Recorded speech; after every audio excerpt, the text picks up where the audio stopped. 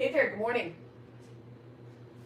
It's about 5 minutes before we're going to get started for the session today. I've got 2 more things to do, so I'll be right back with you. Grab your foam roller and let's meet right back here.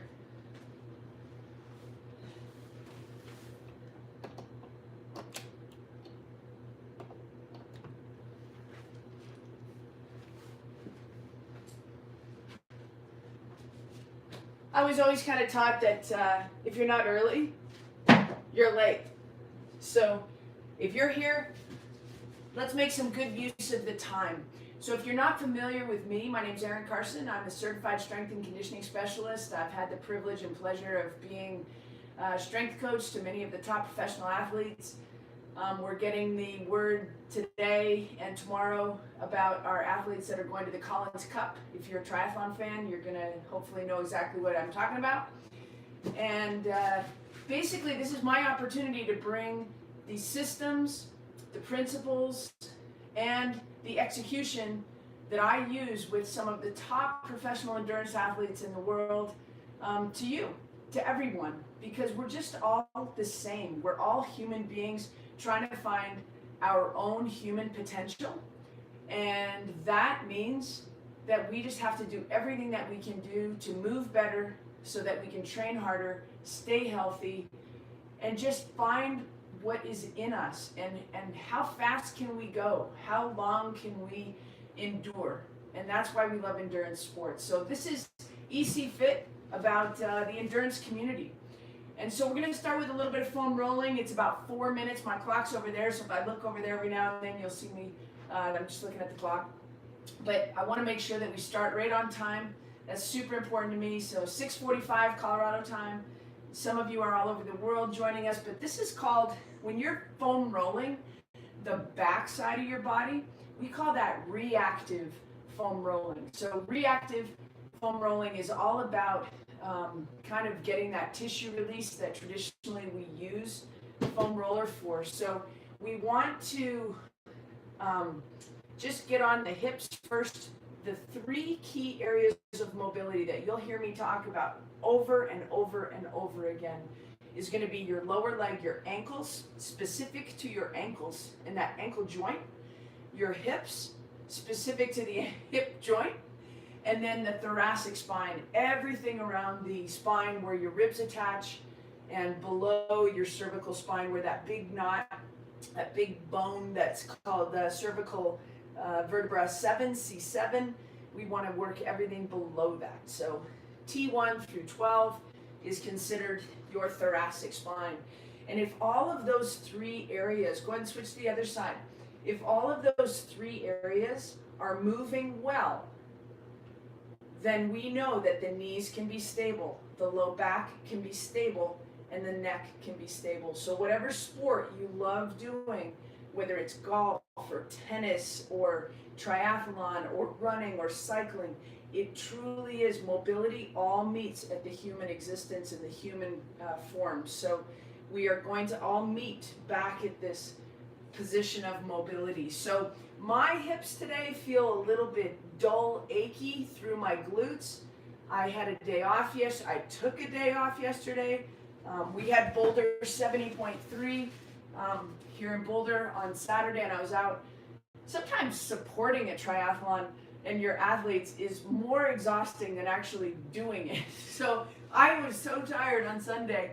We're going to do a little reactive foam rolling down low. We've got about 2 minutes, 1 minute now before the official start of the class. So what I want to do first is just set the foam roller just below your belly of your calf muscle. So just below. And from right there, we'll take that little bit of pressure that the weight of the leg on the foam roller, and all we're going to do is just point and flex.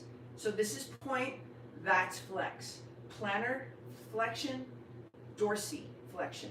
And these little words become really important as we get more and more into our sessions together, because I can cue and you can make the change or the adjustment in body position in a really easy way. My stuff's not super complicated, but it is pretty specific. So simple things done really, really well is a foundational thought process that I use. I'm not going to pretend that I invented that because I didn't. Somebody that I really admire named Mark Verstegen from Exos Performance, and he used to be Athletes Performance, just a prolific strength coach and leader of people like me. So he says, simple things done savagely well, and I'm always going to honor where I learned things and who taught me. So here we are, 8:45. Welcome to YouTube. We'll be doing this class every single Monday, 6:45 Colorado time. That changes a little bit in the fall as we go back into standard time, but we've got a few months of morning time. So let's do a little reactive foam rolling. We're going to move pretty quickly through the body. So right leg on the foam roller, just below the belly of the muscle, point and flex 5 times. Other side, add the weight of the other leg, point and flex 5 times. Really pull back in dorsiflexion. Pull those toes back to the shin, extend through the heel. You want to find length in that Achilles tendon, which will actually help add length into the entire lower leg, that part of the body. Little bit of lateral hip foam rolling, so I want you to roll, almost stack your hips, leave your hips just a little bit open, and we're just getting onto that glute med. You can use your hand if you're a little bit spicy. Spicy is a word that I tend to use about how we describe feeling and how that, you just got to be self-aware. How are my hips feeling? Sometimes you've worked so hard and that glute med is just, it's painful. So just working through the outside of both hips, and we're moving quickly. You can overwhelm your nervous system with too much foam rolling. So think about that. This is very fascial, very muscle and fascia, and just, we want mobility, we want movement, but at the same time we have to be delicate with our nervous system, which is very, very present in the fascial system. Okay, into the upper back right here, we're going to let the foam roller sit just below the shoulder blades, just below the shoulder blades. Put your hands behind your head. And the first thing we're going to do is just extend gently around the foam roller. Just nice, easy extension. Just let it go here. Good. I want you to do that 5 more times. I'm going to take a quick peek because it's the first time I'm doing this on YouTube, so I want to double check that we're still going. Hold on. Keep going. You got 5 reps.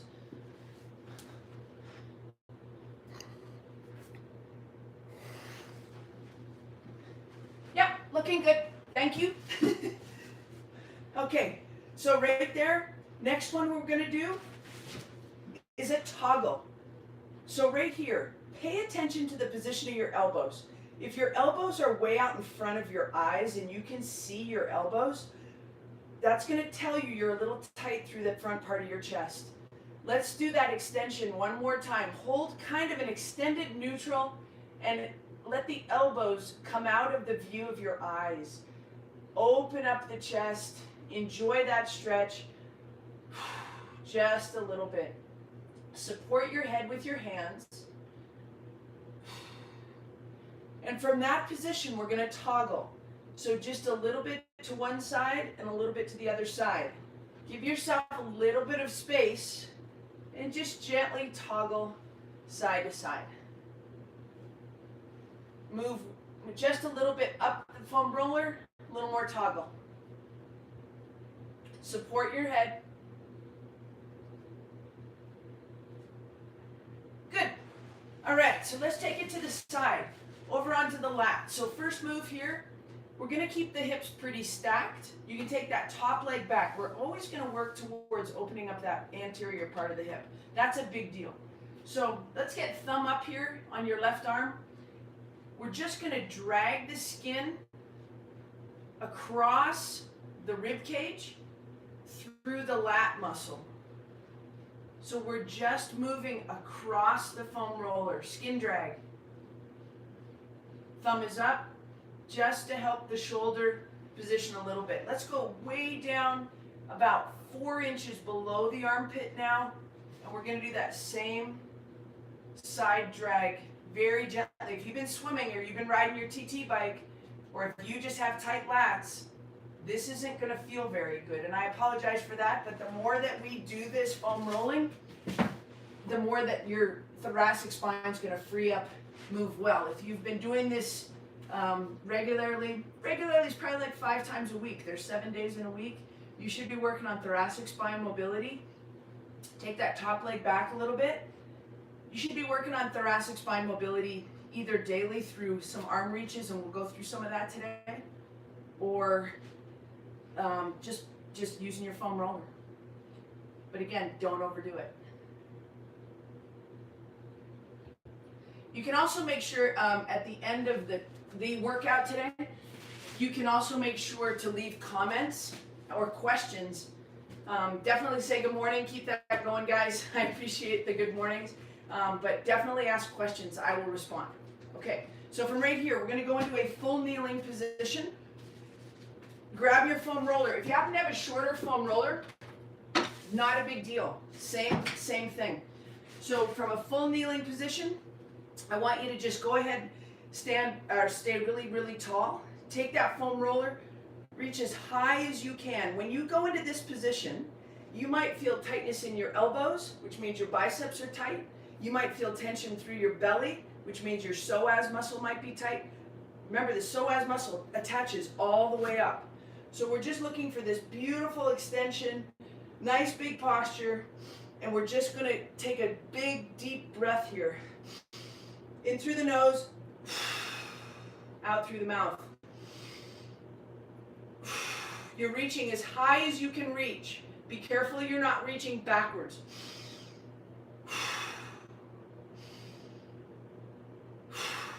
And take those arms back down. We're going to go into a little bit of a side bend now. So full kneeling position.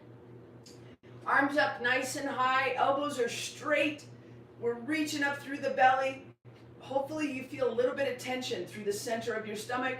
And we're just going to take a nice big side bend one way, back to the middle. Side bend the other way. Feel that nice lat stretch all through here. Side, side. One more each side.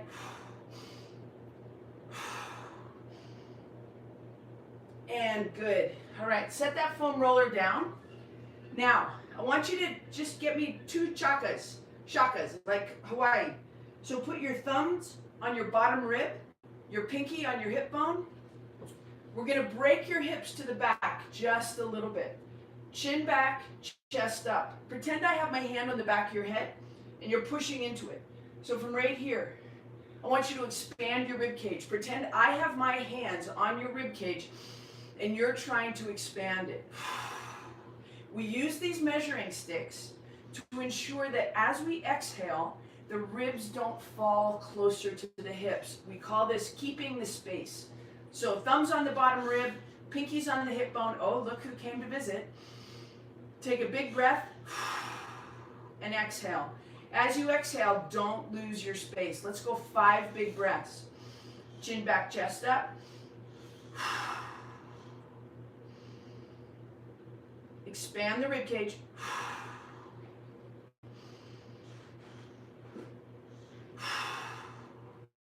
See that little move I just did? Trying to breathe into my back. So see if you can get a little wider through your back. Spread your shoulder blades. But not at the expense of losing space on the front. And good, shake that out. Okay, so let's go into a half kneeling position. From the half kneeling position, I want to just have your right knee up, and if you can see my back toe here, I want you to tuck your big toe under if you can do it without pain. Some people have a little bit of a curvature in their big toe, or you've lost mobility in your big toe. I'll do another session about big toe mobility and how to help your feet just perform better. So we're starting with the nice big breath that we've been in before. We're just going to do a little knee drive with the right side. Keep the left hip in. We want to anchor in. So let's go right knee, knee drive, left hand, reach across. Right there, keep the chest nice and tall. We're gonna go in and out of that. 1, 2, 3, 4, one more, and 5. Same thing on the other side. Big toe tucks under on the back foot. Nice strong position with the upper back. Create space between your ribs and your hips. Expand the rib cage. Take a nice big breath. Left leg's in front. Right arm comes across. We're just going to go 5 knee drives. 2, 3, be gentle here. 4, and when I say be gentle, I mean don't overstretch anything. 1 more, and 5. We're going to add the upper body a little bit more rotation. Switch sides, right knee up, left hip down. Big toe tucked under in your back foot. Take a big breath. Reach across with your left hand. Now, right hand is going to go up nice and high, and we're just going to keep looking straight forward, but we've got this little bit of rotation happening. You should feel a nice stretch through the chest. 3. We're going to go 10 of these. 4, 5. Keep reaching to the sky with your top of your head. 7. Stay really tall. Decompress. 8, 9. 1 more. And 10. I was riding my bike a couple weeks ago with a dear friend, and she asked me how tall I was, and I'm 5'11". And she said, I used to be 5'11". And I was like, what are you going to do about that? You can't, if you used to be taller, you got to do something about that. I'm going to help you. Decompression breathing, big reaches, extend through your head. Good idea. Okay, ready? Left leg out in front, big toe tucked in, reach across. This arm is big, and I want your hands really active. Eyes right down the road. 2, 3. This keeps you from over-rotating. 4, 5, 6. Good morning, Deacon. This is Deacon. 7, 8. Stay tall. 9, and 10. Okay, good. Let's shake that out and bring it into a standing position. I'll keep using my short foam roller, so let's get the long foam roller out of the way. And what we're going to do here now, we're into a full standing position. I like my mat because it's a little sticky, and I don't have to work too hard to keep from sliding. So first move is to square up the outsides of your feet. Another key principle that we're going to talk about is that when your feet are externally rotated, just know you are in a position of weakness from a performance standpoint, right? If your feet are externally rotated, it means your hips are showing us they're a little bit tight. So we want to be in much more of an anchored position. So that's another key word you're going to hear from me. So we don't want to overdo it. We want to take the outsides of the feet, spread the toes, and see if you can just parallel the outsides of your feet. I don't want you to go into this giant internal rotation. Just square up the outsides of the feet, drop the hips to the back like we did from the full kneeling position. Take your hands into this nice long wing position and bring your fingertips together right in front of your chin. This is from Foundation Training, Dr. Eric Goodman. They have a beautiful YouTube channel, and they also have a streaming service. I encourage you to check them out if you want to go deeper with Foundation Training. But I am an instructor with them, and I will be intermingling Foundation Training with our mobility and strength work as well.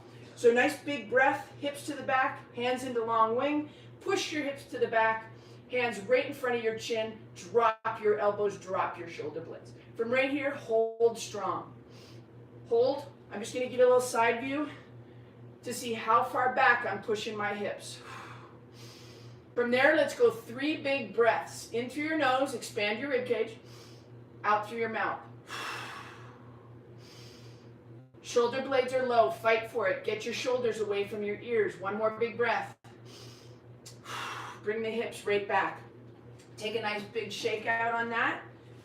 We're going to use the foam roller to just horizontal rotation at chest height. We're going to do that from a split stance. So right here, we're going to float the back heel, right leg in front, and all we're going to do is let this back hip be the guide. It's going to rotate across the midline, and I'm keeping my chest nice and tall, and just come back. So this back hip rotates. If you want a target, take your back hip and rotate it towards your mid-thigh on the opposite side, and that's bringing us into that internal rotation and a position of strength. Okay, nice big breath, foam roller right at chest height. As soon as the hip stops, the arm stops. 2. The arm is only moving because the hip is moving. 6, 7, 8, 2 more, 9, 1 more, and 10. And then come back across. Keep in mind, I do this all the time, so you're going to see some pretty good hip decoupling from me. Hip decoupling acknowledges the fact that our pelvis is 2 pieces, and when we perform, those 2 pieces need to dance. Now, they don't dance that much. They move just a little bit, but the hip in the back will drop. The hip in the back will drop as I go into extension. All right? Left leg back. Nice big breath. Create space. Back hip is going to target mid-thigh on the right. Ready? Eyes stay forward. 2, 3, 4, 5, 6, 7, 8, gentle, 9, 1 more, and 10. Good. All right, let's take that down. We're going to go back onto the ground. And I want you to take both knees and pull them into your chest. So from right here, you see that little move I just did?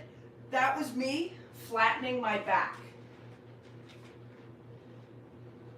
From right in this position, if you have really tight hip flexors, you're going to be able to have this big space, and you're going to be able to push your whole hand under your low back.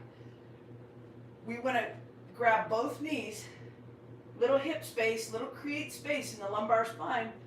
Your head should be back. Pull both knees into your chest. From here, I want you to breathe 3 breath cycles. So that means in through your nose, out through your mouth 3 times. Ready?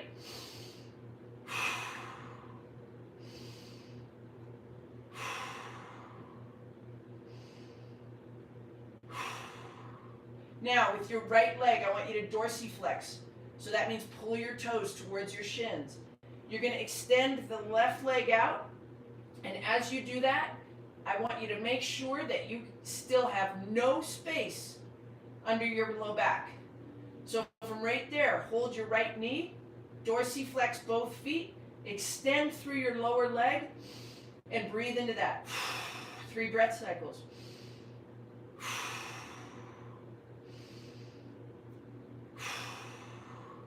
Let's change sides. Dorsiflex the feet. That adds tension to the posterior chain. Those of you that use the posterior chain nomenclature. So from right here, look down at your foot. Is it turned external or is it internal? Remember, a position of strength is internal. So we want neutral or slightly internally rotated, which means our big toes would touch if my other leg was down there. Extend the right leg out. Make sure that there's no space between your low back and the floor. 3 breath cycles.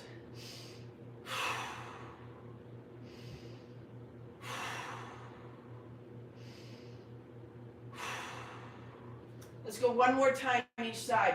Make sure that you're not losing your spine. Again, I do this all the time. I might make it look easy. If you have tight hip flexors, this is going to be a good challenge for you. Pull that right knee, if you have it up at your chest, you're not pulling too hard. Like, don't yank it. Just comfortable hold. Reach through your heel, create tension in your down leg. Breathe into that. One more big breath. And change sides.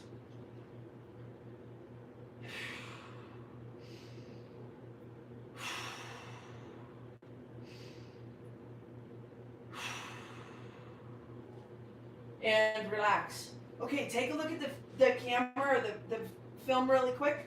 We're going to go into setting supine, which is face up. We're going to set an anchor. And this is, again, from foundation training. Your knees are together, your toes are together, and your heels are apart about 3 inches. Okay?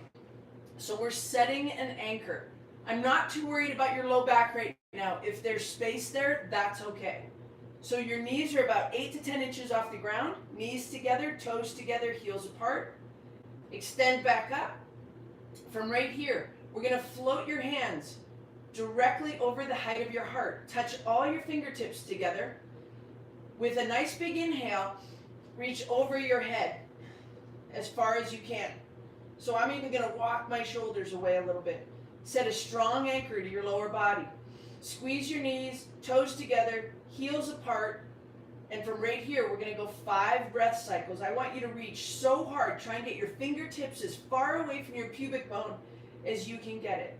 Your hands are not on the floor. If you have a hat on like me, they're at the height of the bill of your hat. From right here, big breath in through your nose, out through your mouth. In through your nose, out through the mouth.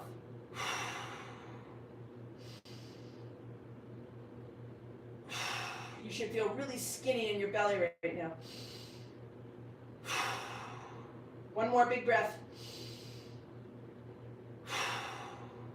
Float your hands all the way back to the height of your heart. Take it right next to your hips.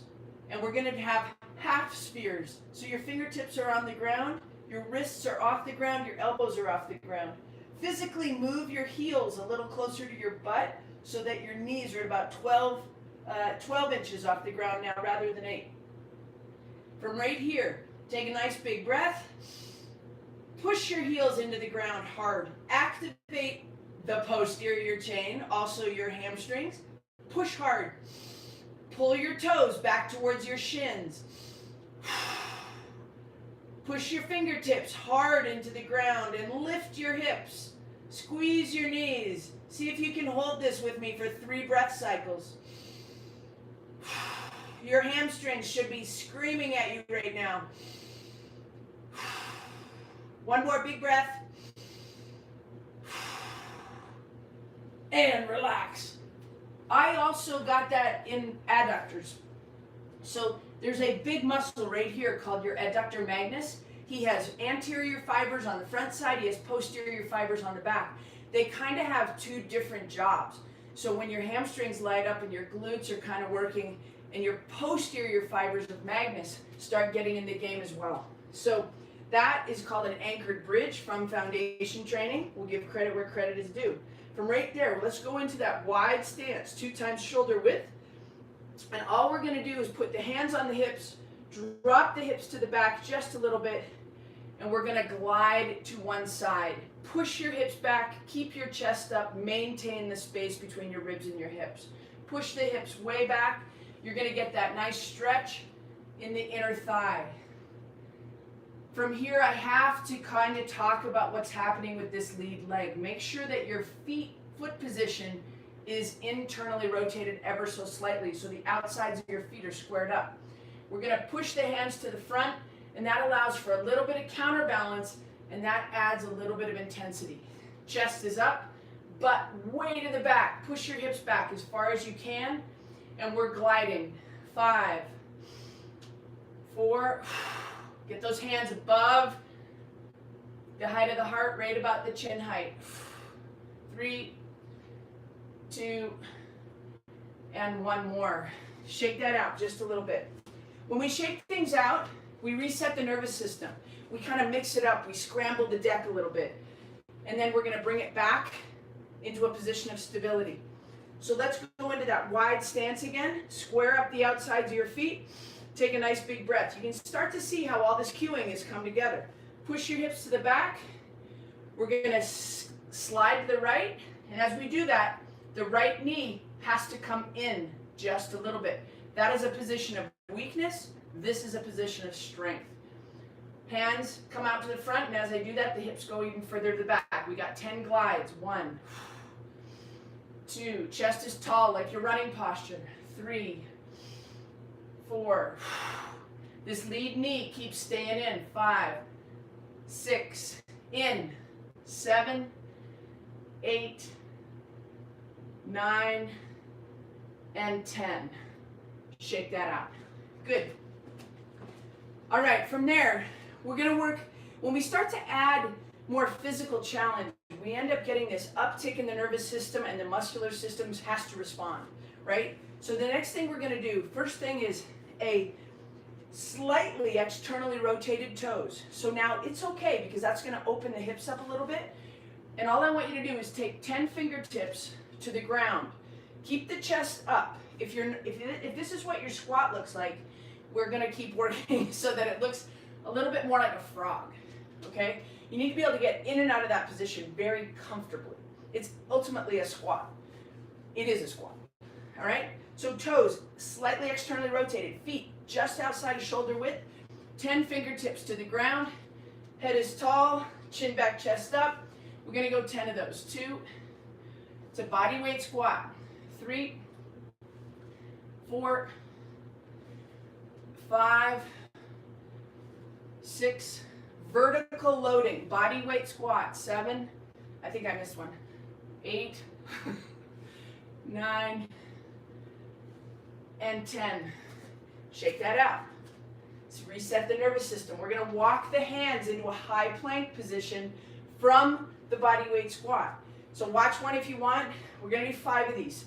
So we're just going to get down into the position we just worked on. Walk the hands out into a perfect high plank. Soften the knees. Walk the hands back. We end up in that squat position and then stand up out of it. Okay? So, body weight squat. Walk the hands into high plank. Hold. Soften the knees. Walk the hands back. Back up. That's 2. Body weight squat. Walk the hands. Hold. Soft knees. That's 3. Here we go.